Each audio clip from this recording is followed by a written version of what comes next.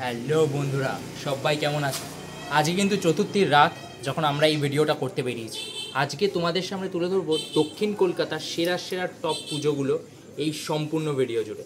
বিগত কিছু ভিডিওগুলো ধরে কিন্তু আমরা প্রত্যেকটা পুজো পরিক্রমা আলাদা করে দেখাচ্ছিলাম, কিন্তু আজকে কালীঘাট চত্বরের সমস্ত পুজোগুলো কিন্তু থাকবে তোমাদের জন্য, তাই স্কিপ না করে আমাদের সঙ্গে।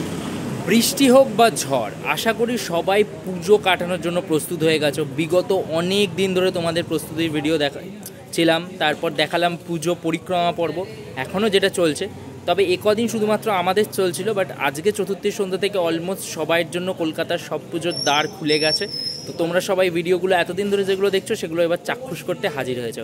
আর এই মুহূর্তে সাউথ কলকাতা থেকে আমি Souvik, and we are Bengal Bloggers.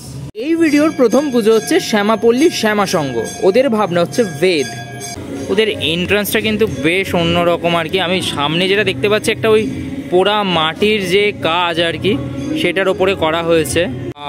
এই জায়গাটা কিন্তু পুরো ইটের প্রপার গাঁথনি দিয়ে মাটির লেপে যে ব্যাপারটা হয় ঠিক সেইভাবে কিন্তু করেছে এই পুরো জিনিসটা। বেশ অন্যরকম লাগছে, পুরো কাজটা মাটির, এবং সেই গন্ধটা পাচ্ছি যত ভেতরে ঢুকছি আর কি।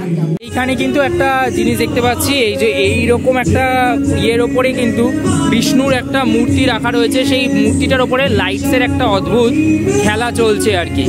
মাতৃ প্রতিমাটা কিন্তু শিল্পী অরিঘ্ন সাহা করেছেন, এবং মাতৃ প্রতিমাটা অপরূপ। স্পেশালি প্রতিমার উপরে যে একটা ওয়াটারের এফেক্ট পড়ছে লাইটের মাধ্যমে, সেটা কিন্তু বেশ সুন্দর লাগছে। আর মায়ের মুখটা দেখো, জাস্ট দুর্দান্ত লাগছে। কিন্তু মায়ের যে পুরো পোস্টারটা রয়েছে এরকম তীরধনুক হাতে, একদম অন্যরকম। আর প্রত্যেকটা দেবদেবী এখানে বেশ সুন্দর। কিন্তু শ্যামাপল্লী শ্যামা সংঘের পর আমরা চলে এলাম কিন্তু যাদবপুর অ্যাথলেটিকে। হ্যাঁ, একটু মানে লাইটটা এতটাই উজ্জ্বল যে একটু ক্যামেরার শেক করছে আর কি, বাট ওয়াও গ্রেট। এই ভাইবটাই তো যে মনে ফিল দেয় না যে পুজো এসে গেছে, আর পুজোয় আমরা মেতে পড়েছি অলরেডি, তাই না? এই বছরের ভাবনা ছিল হচ্ছে সংহতি যাদবপুর অ্যাথলেটিক ক্লাব। আর জাস্ট দেখো, ওয়াও কালারফুল। আমি তোমাদের একটু সামনে নিয়ে গিয়ে দেখাই। সুতো দিয়ে, জাস্ট সুতো দিয়ে কিন্তু এই সব মনীষীদের ফেসগুলো ক্রিয়েট করা হয়েছে এখানে। প্রত্যেকটা এই যে এরকম একদিকে প্রত্যেকে রয়েছেন আর কি ওপরে, পুরো একদম জাস্ট ওয়াও, সুতো দিয়ে সবটা সেট আপ করা হয়েছে। ওয়াও, বেশ অন্যরকম একটা অ্যাম্বিয়েন্স কিন্তু পুরো জায়গাটা। ভেতরটা কিন্তু বেশ অন্যরকম আর কি, ঠিক আছে? দারুণ লাগছে, দারুণ। পুরো জায়গাটা এতটাই কালারফুল লাগছে। হ্যাঁ, মানে যেরকম ওরা বলেছিল ওদের থিম হচ্ছে সংহতি আর কি, তো সেরকম আর কি সবার মধ্যে যে সংহতির বার্তা সেটাই কিন্তু ওরা দেওয়ার চেষ্টা করেছে। ওপরের এই জায়গাটা এত কালারফুল লাগছে, দুর্দান্ত আর কি। হ্যাঁ, এখানে সব ধর্মের মানুষকে একটা ধাগা ধরে থাকতে দেখছি বেসিক্যালি। তো বেসিক্যালি পুরো জায়গাটাকে কিন্তু ওরা এইভাবেই সেট আপটা করেছে, এখানেও যেরকম দেখা যাচ্ছে আর কি। ওয়াও, ইয়াদা ইয়াদা হি ধর্মস্য, হ্যাঁ ওই শ্লোকটা ওখানে লেখা রয়েছে। আর তার সাথে দেখতে পাচ্ছি সবার সমস্ত মানুষ যারা রয়েছে আর কি সব ধর্মের, তাদের কিন্তু নিয়ে এই পুরো বিষয়টা কিন্তু করা হয়েছে আর কি। সব ধর্মের মানুষের হাত থেকে যে সুতো বা ধাগা বেরিয়েছে সেটাকেই কিন্তু মা ধরে রেখেছে নিজের হাতেই। দেখো, বেশ অন্যরকম একটা ভাবনা। হ্যাঁ, মানে সাধারণত এই ধরনের বিষয়গুলোর ওপর এখানে কাজ হয়। বহু মানুষের বহু রকম মন্তব্য থাকতে পারে সেই বিষয়, সেটা আলাদা বিষয়, প্রত্যেকের ব্যক্তিগত মতামত। কিন্তু এখানে কিন্তু ওরা এইভাবেই মণ্ডপটা ফুটিয়ে তুলেছে আর কি। চলে এলাম আমাদের নেক্সট ডেস্টিনেশন একডালিয়া এভারগ্রিন। এই বছর ওদের ভাবনা হচ্ছে চেন্নাইয়ের অরুণাচলেশ্বরা টেম্পল। হ্যাঁ, মানে একটু আগে বৃষ্টি হয়েছে কলকাতা জুড়ে, বাট মানুষের ঢলের অভাব নেই কিন্তু। ওয়াও, বাইরেটা বেশ সুন্দর করেছে কিন্তু, কালার আর লাইটসের জন্য দারুণ লাগছে পুরো জিনিসটা। বেসিক্যালি প্রিপারেশনের সময় এসেছিলাম, আর এই বছর দেখছি একদম ঢোকার মুখেই একটা খুব সুন্দর ঝাড় করেছে আর কি। হ্যাঁ, মানে ওদের এই ঝাড়টাও তো একটা ইউনিকনেস, তাই না?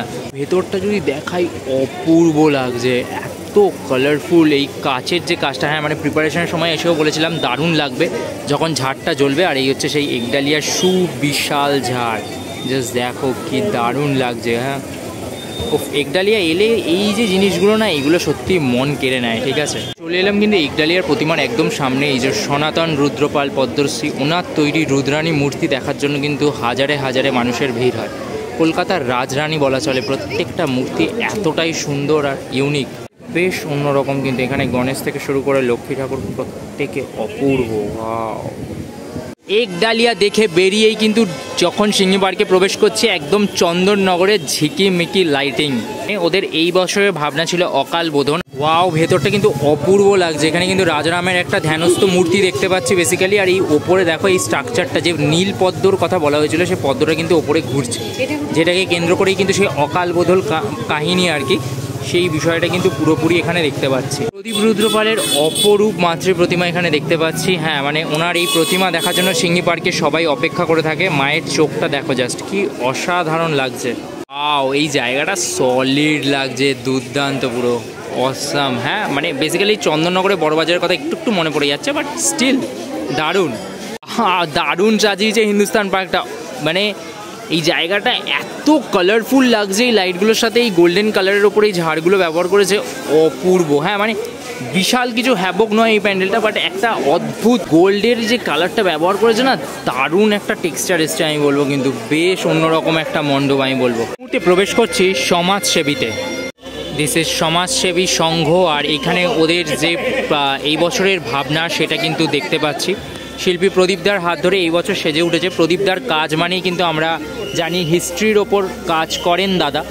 এই বছর আমরা দেখতে পাচ্ছি সমাজসেবীর ইতিহাসটাই এই মণ্ডপে উঠে এসছে, অর্থাৎ সমাজসেবী যে চত্বর বা তাদের ক্লাব, তাদের ইতিহাসটা কিন্তু কম ছোট নয়। সেই প্রায় দ্বিতীয় বিশ্বযুদ্ধের সময় থেকে যে তাদের হিস্ট্রি, সেটাকেই কিন্তু এই বছর সমাজসেবী তুলে ধরেছে। সমাজসেবীর এই চত্বরে কিন্তু দ্বিতীয় বিশ্বযুদ্ধের সময় এরকম ধরনের অনেক ট্রাকস চলতো আর কি, আর্মি ট্রাকস, সেগুলোকে কিন্তু রাখা রয়েছে। এই যে এইখানেও একটা ট্রাক তোমরা দেখতে পাবে।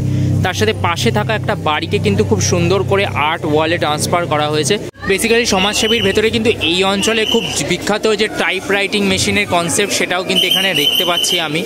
তার সাথে কিন্তু ওদের যে ইতিহাস ক্লাবের, সেইগুলোও কিন্তু এখানে ফুটে উঠেছে। শিল্পী পিন্টু শিকদারের হাত ধরে সেজে উঠেছে এই অপরূপ মাতৃ প্রতিমাটা, দেখতে অনবদ্য। এখানে কিন্তু মায়ের পায়ের কাছে ইংল্যান্ডের যে রাজমুকুট, সেটা পরে থাকতে দেখতে পাচ্ছি। তার সাথে কিন্তু তার সন্তানেরাই মায়ের যে চালচিত্র, তার ভর বহন করছে। অপূর্ব এই মাতৃ প্রতিমাটা কিন্তু সত্যিই মনে লেগে থাকার মতো। প্রথা ৭৫তম বর্ষে বালিগঞ্জ কালচারালের এই বছরের ভাবনা সুশান্ত শিবানী পালের হাত ধরে এই অপূর্ব একটা সুন্দর প্রথা। বালিগঞ্জ কালচারাল তাদের নিজেদের এই মণ্ডপকে কিন্তু প্রত্যেক বছর সাবেকি আনার মোড়কে সাজায়। এই বছরও কিন্তু আমরা ঠিক সেই ধরনেরই একটা জিনিস দেখতে পাচ্ছি। বেসিক্যালি আশেপাশের বাড়িগুলোকেও কিন্তু ঠিক সেইভাবেই এইটার মোড়কেই সাজানো হয়েছে আর কি, এবং তার সাথে কিন্তু এই অপূর্ব একটা মাতৃ প্রতিমা। জাস্ট দেখো, প্রতিমাটা এতটাই সুন্দর হয়েছে। ৭৫তম বর্ষে বালিগঞ্জ কালচারালের যেরকম প্রতিমা আমরা আশা করেছিলাম, ঠিক সেরকমই একটা প্রতিমা পেয়েছে। মায়ের একদম ওপরে কিন্তু ব্রহ্মা বিষ্ণু মহেশ্বর তিনজনেই বিরাজ করছে মায়ের সন্তানদের সাথে। কি অপরূপ এই মাতৃ প্রতিমা, সত্যি মনোমুগ্ধকর। এই মুহূর্তে আমি প্রবেশ করছি বাদামতলা আশার সঙ্গ। ওদের এই বছরের ভাবনা আরজি, অর্থাৎ দ্য প্রেয়ার। কার কাছে প্রেয়ার? না ভগবানের কাছে বা ঈশ্বরের কাছে প্রেয়ার। এইখানে এখন প্রবেশ করছি আমি। এখানে কিন্তু একটা সময়ের চাকা দেখতে পাচ্ছি, আর মা কালীর একটা অভূতপূর্ব একটা ছবি রয়েছে এখানে। সামনে যে বাড়িটা দেখতে পাচ্ছ, এটা কিন্তু রিয়েল বাড়ি, ঠিক আছে? এই বাড়িটার ওপরে ওরা কিন্তু এত সুন্দরভাবে এটাকে কালার করিয়ে পুরো মণ্ডপটার সাথে কিন্তু অ্যাটাচ করেছে পাড়ার এই বাড়িটাকে। এখানে তোমরা কিন্তু সব দেবতাদের একটা করে ঝলক দেখতে পাবে। সেখানে কিন্তু জগন্নাথ, বলরাম, সুভদ্রাকে এখানে যেরকম দেখতে পাচ্ছ, তেমনি এখানে তুমি কিন্তু শ্রীকৃষ্ণকে দেখতে পাবে। কোথাও কিন্তু এই যে ওপরে রাধা কৃষ্ণরও আরেকটা যুগল মূর্তি দেখতে পাবে, ঠিক আছে? এখানে কিন্তু স্বয়ং শ্রী ভগবত গীতা লেখা রয়েছে একদম মণ্ডপের সামনের অংশে। অর্থাৎ এই পুরো জায়গাটাই কিন্তু ঈশ্বরের বিচার সভা করা হয়েছে, কাল্পনিক বিচার সভা, যেখানে কিন্তু মানুষের যে ন্যায় অন্যায়ের বিচার, তা এরকম একটা সুতোর বলে কিন্তু ঝুলছে আর কি। সেইটা কিন্তু এখানে এই যে প্রত্যেকটা জিনিস দেখানো হয়েছে বেশ কাইনেটিক ওয়েতে। ভগবানের বিচার সভায় ওখানে দেখো হাতুড়িগুলোও কিন্তু এইভাবে ছুটছে। দেবতার কাঠগোড়া এইখানে রয়েছে, আর দেবতার কাঠগোড়া পেরিয়ে আরেকটা দেখতে পাচ্ছি, যেখানে কিন্তু একটা মানুষ জেল বন্দি অবস্থায় রয়েছে এই যে, এবং এটা কিন্তু কাইনেটিক আছে, এটাও কিন্তু উঠছে নামছে এইভাবে কিন্তু রয়েছে আর কি বেসিক্যালি। আর এই পুরো জায়গাটা এইখান থেকে দেখতে কিন্তু বেশ অন্যরকম লাগছে। প্রচুর মানুষের ঢল। আজকে হচ্ছে চতুর্থীর রাত্রিবেলা, বহু মানুষ আসছে এখনই আর কি। ও অপূর্ব লাগছে আমার এই মণ্ডপটা, স্পেশালি আবহটা যেটা, সেটা কিন্তু বেশ সুন্দর। এখানে দেবতারাও কিন্তু জাজের বিচারে রয়েছে আর কি, বিচারপতি হিসাবে রয়েছে, যেটা খুব স্বাভাবিক আর কি। দেবতারা বিচারপতির রূপ নেবে এখানে, কারণ এটা দেবতাদেরই বিচার সভা। আর মা কিন্তু এখানে আইনের দেবী হয়ে রয়েছেন আর কি, হাতে তার হচ্ছে তুলা যন্ত্র রয়েছে আর কি। আর মাকে অপরূপ লাগছে, একটা ভিন্ন রকম দেখতে কিন্তু দেবী মূর্তি। এই মণ্ডপটা সত্যি একদম অন্য ধাঁচের একটা মণ্ডপ। যখন প্রস্তুতি চলছিল তখনও তোমাদের দেখেছিলাম। এই এখানে কিন্তু পবনপুত্র বীর বজরংবলীও রয়েছেন আর কি এইখানে। এই যে ওনারও একটা কিন্তু এখানে চিত্র বা মূর্তি তৈরি করা হয়েছে। আর ওপরে প্রচুর প্রচুর দেবদেবতাদের অবয়ব কিন্তু এই ধরনের তৈরি করা হয়েছে আর কি। তো বেশ অন্যরকম একটা ভালো লাগার থিম আমি বলবো। এই মুহূর্তে চলে এলাম কিন্তু 66 পল্লীর একদম সামনে। 66 পল্লীর এই বছরের ভাবনা শক্তি রূপা সময় এসছি, তাই এখানে একটা শো চলার কথা, থায়াম শিল্প বা নাচ, সেটা তোমাদের সামনে তুলে ধরতে পারছি না। বাট এইখানে কিন্তু একটা কেরালার একটা খুব সুন্দর ভাবনাকে কিন্তু আমরা দেখতে পাচ্ছি। ওদের যে থায়ামের যে পারফরমেন্স, সেটা আমাদের ইনস্টাগ্রামে আছে, তো ভেঙ্গা ব্লগার্সের ইনস্টাগ্রাম পেজে গিয়ে চেক আউট করতে পারো। আর এই মন্দিরটা কিন্তু একদম অ্যাকুরেট কেরালিয়ান টেম্পল যেরকম হয় সেইভাবে তৈরি করা হয়েছে। থায়াম নাচটার বিষয়ে তোমাদের যদি বলি, এটা একটা কেরালার লোকনৃত্য, বা এটাকে কিন্তু ওরা ঈশ্বর বা দেবতার নৃত্য হিসাবেও দেখে। মা চণ্ডীকে ডেডিকেট করে ওরা এই ডান্স ফর্মটা, সেটার বিষয় কিন্তু তোমরা যদি এখানে সন্ধ্যের সময় আসো তাহলে পারফরমেন্স দেখতে পাবে। বাট মন্দিরের যেটা মেন অ্যাট্রাকশন আমি বলবো এই এত সুন্দর টেম্পলটা, সেটা হচ্ছে প্রতিমাটা। জাস্ট দেখো দুর্গা ঠাকুরটাকে, একদম অন্য ধরনের একটা দুর্গা প্রতিমা। প্রতিমাতে যে সাজটা পরানো হয়েছে সেটা কিন্তু থায়ামের নাচের যে মুখোশ, সেই মুখোশগুলোকেই কিন্তু ব্যবহার করা হয়েছে। সাজেও কিন্তু সেই থায়াম নৃত্যরই যে সমস্ত সাজ হয় সেগুলো রয়েছে। ওয়াও, বেশ অন্যরকম লাগছে আমাদের কাছে। আমরা জানি এটা যে এখানে কিন্তু কেরালা থেকে যে সাজ, সেই সাজ নিয়ে এসে কিন্তু মাকে সাজানো হয়েছে অ্যাকচুয়ালি। মূর্তি কিন্তু 66 পল্লীর একদম অন্যরকম মাতৃ প্রতিমার সামনে দাঁড়িয়ে রয়েছি। আর দেখতেই পারছো যে প্রত্যেকটা দেবদেবীর মুখে কিন্তু সেই কারুকার্য করা রয়েছে, যেটা আমরা সাধারণত কেরলের এই নৃত্যর সাথে যুক্ত হয়ে দেখতে পারি। এবং সেই সব জিনিস কিন্তু এখানে ব্যবহৃত হয়েছে। এবং শুধুমাত্র তাই নয়, কেরল থেকে বিভিন্ন রকমের গয়নাও এখানে আনা হয়েছে। মানে পুরো ব্যাপারটা কিন্তু বেশ অন্যরকম। আর কলকাতায় তো প্রথম অবশ্যই আমি বলবো অসম্ভব সুন্দর, অসম্ভব সুন্দর। কলকাতায় অলমোস্ট রাত্রি 3টে বেজে গেছে। হ্যাঁ, মানে আমরা একদম প্রপার চতুর্থীতে ঢুকে পড়েছি। এবছর চতুর্থী 2 বছর। তো বল কিরম লাগছে কলকাতা রাত্রিবেলা আজকে কভার করে? ভীষণ সুন্দর লাগছে। মানে এটা তো রাত্রিবেলা মনেই হচ্ছে না বাই দ্য ওয়ে, কারণ মনে হচ্ছে এখনো সন্ধ্যেবেলাই আছে, তো বিন্দাস লোক ঘুরছে। হ্যাঁ, এটাই খুব স্বাভাবিক ব্যাপার। এটা না হলেই আমি অবাক হতাম। যাই হোক, তো যেটা বলা সেটা হচ্ছে যে ওই গতকাল না তার আগের দিন একটা বৃষ্টি হয়েছিল, কী সব সবাই বলেছিল টলেছিল আমি জানি না। তো সব ভেবে লাভ নেই, সবাই এইভাবেই ঘোরো। ওই জন্যই পুজোগুলো দেখাচ্ছি, পুজোগুলো কভার করছি, সেগুলো দেখে বেরিয়ে পড়বে। কিন্তু কালীঘাট নেপাল ভট্টাচার্য স্ট্রিট, ওদের এই বছরের ভাবনা হচ্ছে মা রাজরাজেশ্বরী। তো চলো যাওয়া যাক। এই মুহূর্তে প্রবেশ করছি কালীঘাট নেপাল ভট্টাচার্য স্ট্রিটের মূল যে মণ্ডপটা রয়েছে সেটা সেখানে। এবং অনেকটা মণ্ডপটা এখানকার যারা পাড়ার বাসিন্দারা রয়েছে তারা মিলেই প্রত্যেক বছর সাজায়। আর এবার কিন্তু একটা ওই রাজকীয় লুক দেওয়ার চেষ্টা হয়েছে, একটা রাজবাড়ির যে গ্লিমস, সেটা কিন্তু এখানে এলে আমরা ফিল করতে পারবো। পুরো গলিটা জুড়ে এইরকম ধরনের প্রচুর আর্ট ওয়ার্ক ক্রিয়েট করা হয়েছে, যেগুলো কিন্তু প্রপার একটা রাজবাড়ির ভাইব দিচ্ছে।